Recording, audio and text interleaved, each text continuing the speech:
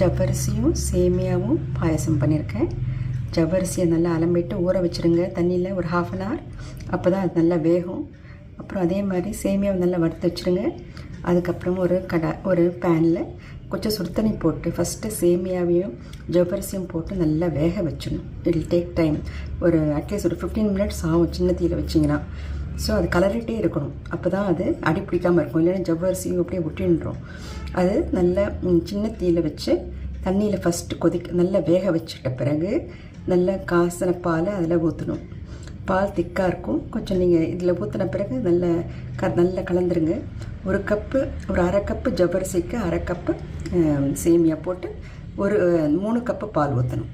சர்க்கரை அதுக்கப்புறம் போட்டு அது நீர்த்து போயிடும். அதுக்கு கொஞ்சம் பாலும் இதுவும் ஜவ்வரிசியும் ஆறின பிறகு தான் நீங்கள் சர்க்கரை கொஞ்சம் போடணும். சர்க்கரை நல்லா கரைஞ்சிடும். அப்புறம் அது மாதிரி பண்ணணும்.